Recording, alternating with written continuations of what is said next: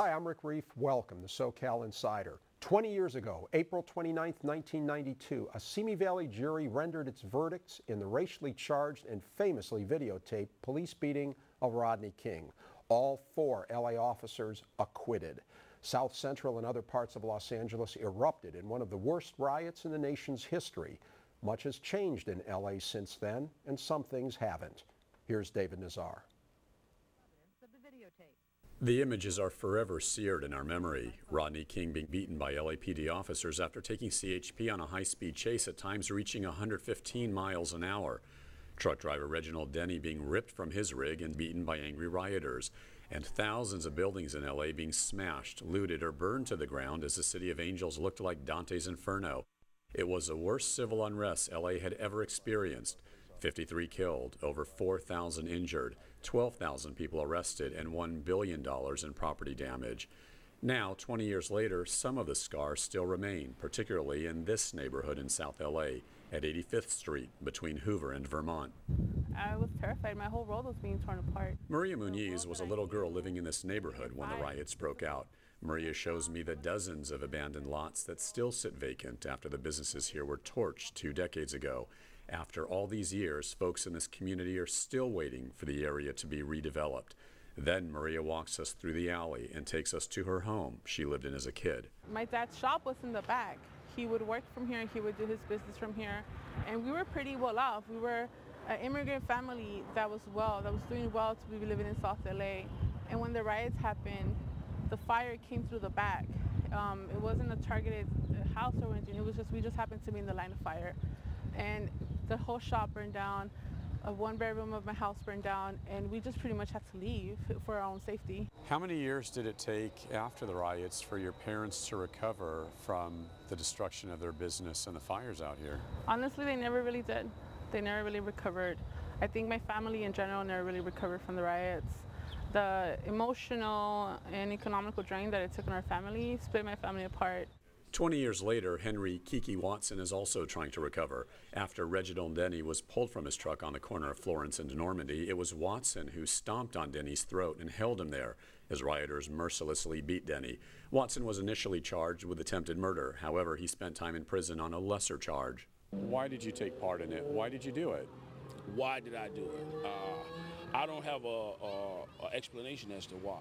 You know, nobody was in their right frame of mind, me included. You know, so if we were in our right frame of mind, we wouldn't have been there in the first place. You know, so I can't tell you why. I was upset along with everyone else. You know what I'm saying? So the anger just flowed out into the streets of the city.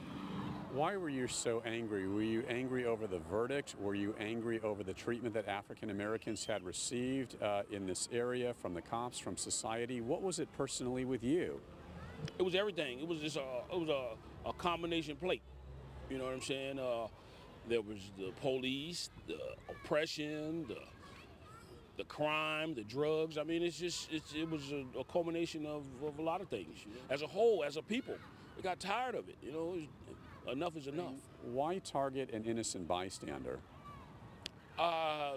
You know, what can I say? Once again, I don't know Mr. Denny, you know, and he just represented white America at the time, you know, so it was just random, senseless violence. I mean, you know, all those attacks that happened, it just happened. I mean, you know, anybody who came to that intersection and it wasn't black, they were assaulted. Has white America changed in this last 20 years with its attitude toward black folks? Not whatsoever, none, no. I don't think so. Still the same. I mean, the conditions are the same. Race relations are the same, hostility is still the same, anger is still the same. Do you ever get concerned that the riots of 20 years ago could happen again today or possibly even worse? Do I ever concern? History has a tendency to repeat itself. Do you have regrets? Do you wish you could turn the clock back and not have done that? No. I mean, you know, it is what it is. I can't change that. Reverend Cecil Murray knows well of the anger and the suffering from the civil unrest. For 27 years, Reverend Murray was a senior pastor at South LA's First African Methodist Episcopal Church. It was Murray and other First AME church leaders who had been meeting with then-Mayor Tom Bradley for about a month prior to the Rodney King jury decision, trying to prepare for the worst. Our purpose was to maintain order, to make certain that there was no outbreak of violence or outbreak of community disorder. Our plan was to go to 10 different sites in the South Central area, about 10, 15 men who were there. Their challenge was to walk the streets to make certain that we stayed civil. We agreed further that the night of the decision, we would meet at First AME Church, and there we would have some consensus about our future, what we would do, depending upon the verdict. As LA raged out of control, Reverend Murray and AME began to house people who had been burned out or injured. Murray explains that displaced folks were able to take shelter in the church and get help until the Red Cross could arrive on the scene. It is the legacy of the Black church to be there for the Black community, service beyond the walls of the church. Reverend Murray says there have been many societal improvements since 1992.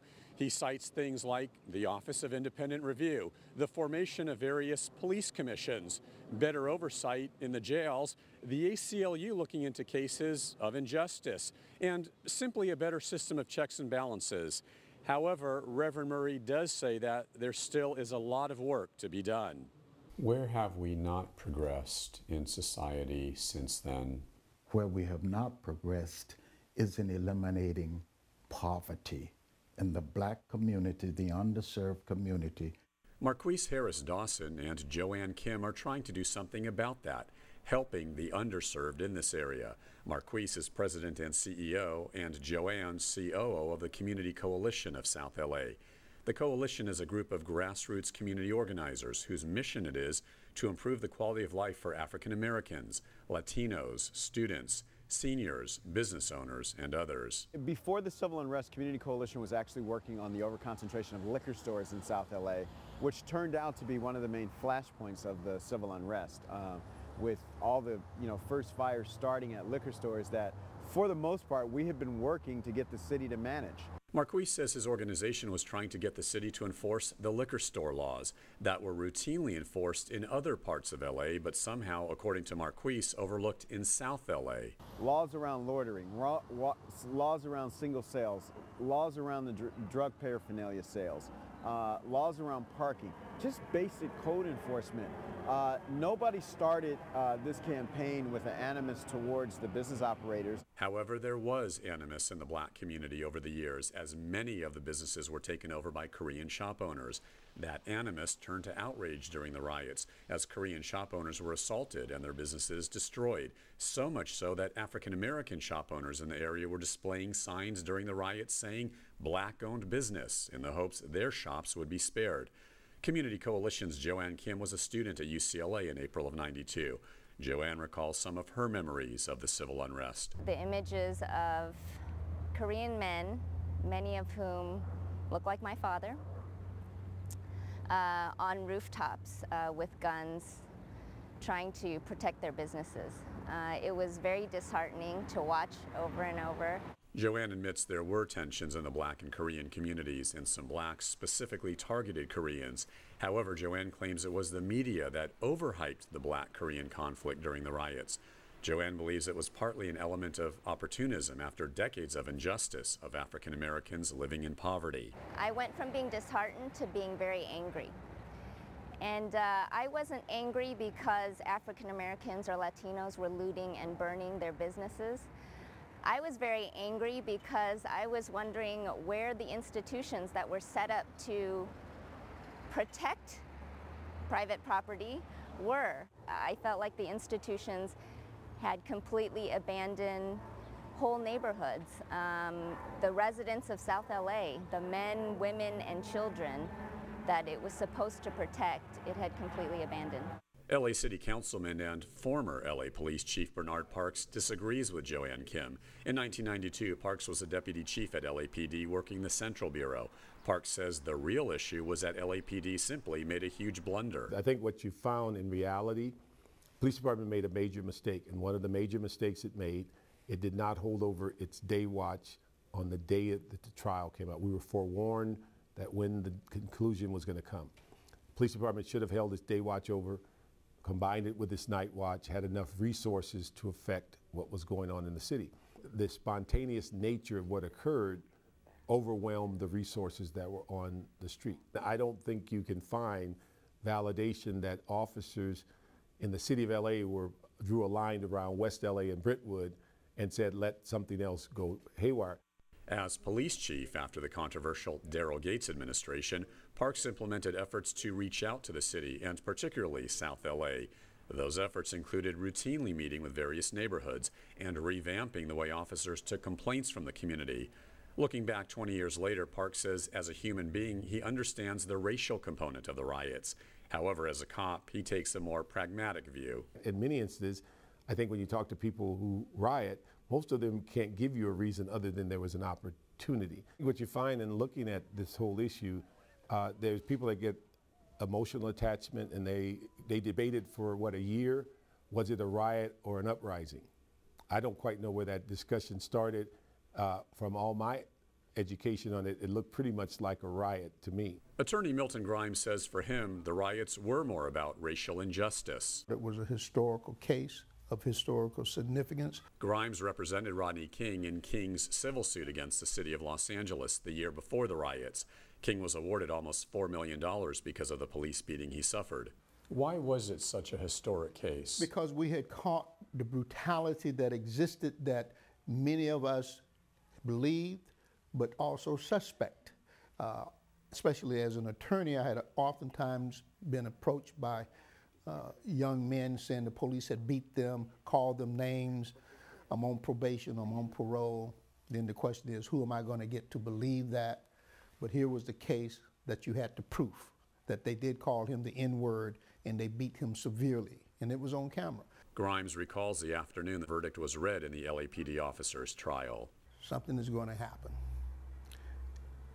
If young people feel the way I feel, something is going to happen. Because if I'm 20 years younger today, on the 29th of April, 1992, if I had been 20 years in my 20s, at that time I was in my 40s, and I try to be comical sometimes and say, I had a new pair of tennis shoes, I'd be in the streets tonight, because this is not right. And I feel this is not right.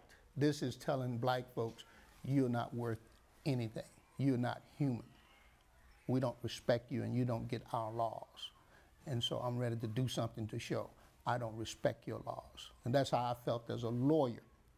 The something that was done, though, was that the right thing or the wrong thing? Eventually the looting, the pillaging, the robbing, the stealing, the burning of the city. The civil disorder that occurred, and I differ with it being a riot, I say that it was a protest against the law being against the people. I don't say that was the right thing.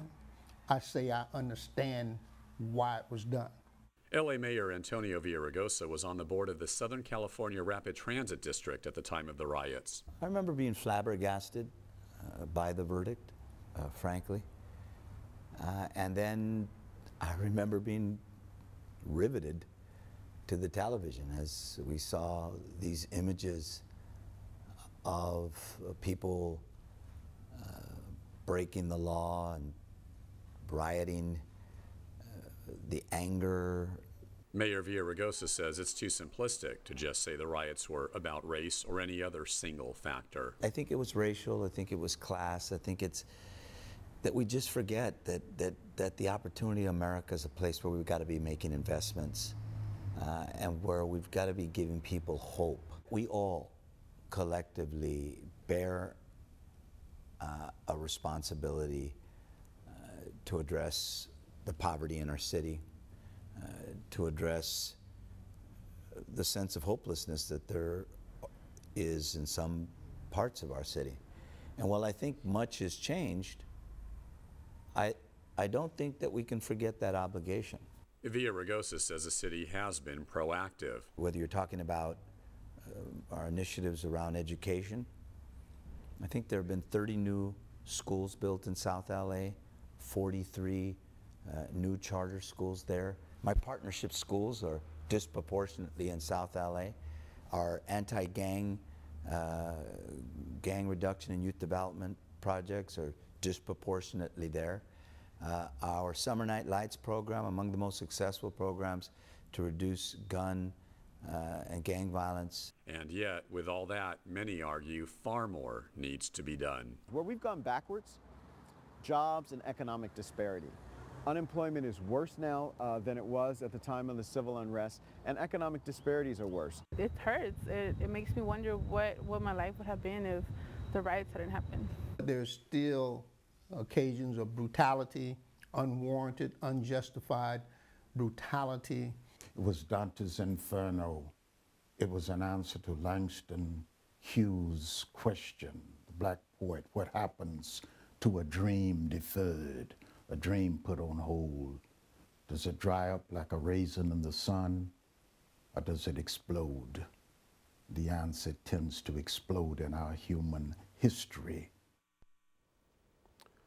Reporter David Nazar joins us later. Now, another perspective from Peter Ueberroth of LA Olympics and Major League Baseball fame. Good to see you again. Thank you. 20 years ago, the LA riots, South Central's in shambles. A citizen effort is put together to rebuild LA. That's what it was called, Rebuild LA. You were put in charge of that. Looking back 20 years later, how did you do? Well, it was the best unpaid job that I've ever had. But I think there's a lesson. The private sector went in. Maybe I was the leader, but there was a lot of people. I'd drive in the mornings on a Monday about 4 a.m. with Joel Rubenstein and a couple of other guys from Orange County, and we were the kind of leadership team kind of coming in. But the private sector responded. And if you go there now, the murder rate is on an annual basis is 20% of what it used to be.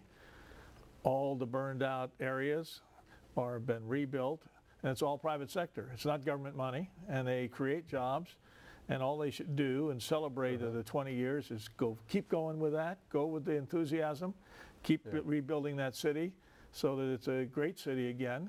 But but the best lesson is the government didn't get involved. They ran away, frankly, except for a courageous mayor named Tom Bradley. You know, Republicans, Democrats, they all got out of the way, and then the people weren't on the dole. They, you know, a lot of people wished, okay, we had a riot, let's give me some money. Didn't happen that way. Private sector responded.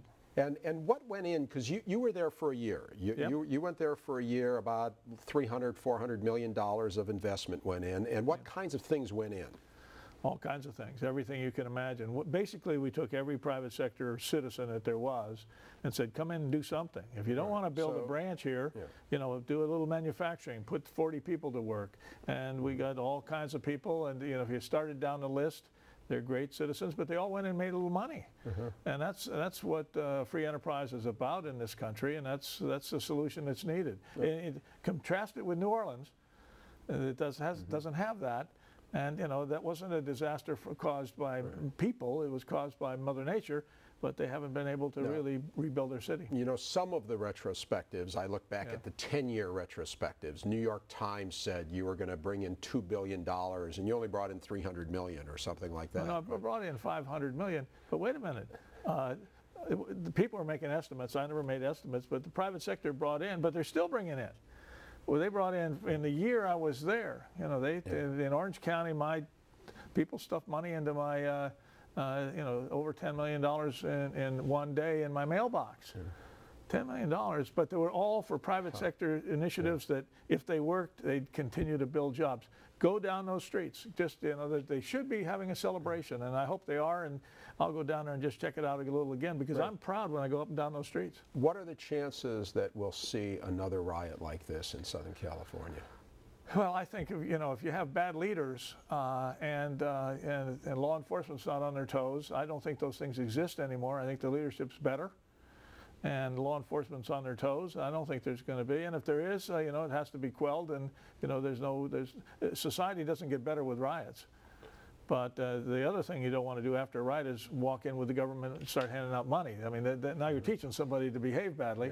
And the other way was, if you want to work, and it's a wonderful mixture of people now. It's all race, religions, creeds, colors, and they're out there and they're wailing around and they're being successful. Lots of little businesses, and it's wonderful to see. Well, Thank you, Peter, for sharing this, this look back with us. Well, my pleasure. Yeah.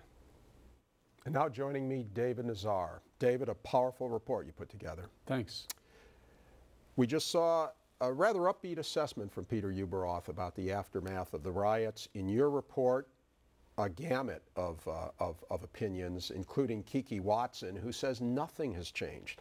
How do you reconcile those assessments with Ueberroth's rather upbeat assessment? Well, with all due respect to Ueberroth, I completely disagree with him. I think he's categorically wrong. I've spent 3 weeks out there in South LA, South Central. I talked to the neighbors, the folks, the community leaders, community activists. Look around. It's like a ghost town out there in South LA. Those abandoned lots you saw, they're still there, and they're sparsed all over South Los Angeles. And I even remember when President Clinton and I believe Alan Greenspan even went to the area and said, we're putting South LA high atop the redevelopment list. We're going to go in there, we're going to get an infusion of cash, we're going to rebuild it. I didn't see it. Again, David, I think that's a failure of politicians to give the businesses and that effort its due. A lot of things went in. A Walmart, Magic Johnson put movie theaters in, Starbucks, Walgreens, on and on. Koreatown, which was hit hard, is booming now. The investment not only came back, even more investment went in. However, you're right, but if you go to the area, all of that is centrified around USC and towards downtown. As soon as you move out of the USC area where rich kids are going to school out there and you get into South Los Angeles, there's nothing there. I get it with some of the malls over there and the Walmart. I think what the people there, Rick, are looking for, housing, apartments, mixed use, all various kinds of retail. Everything you see built in downtown LA right now, it could be built out there. I get that developers want a return on their dollar, but if you build it, folks are going to go there. Okay, well, I think you know, it's acknowledged there are things that were never rebuilt. That's true, and but you can always look at an empty lot. I think you have to look at what has been done, and like Reverend Cecil Murray said it, the mayor of Villaraigosa said it. More needs to be done, but I think there has been a lot of progress made. Some progress definitely. With Ueberroth, I agree there's been some progress. My concern, though, is it's typical sometimes with some officials, city leaders, county leaders.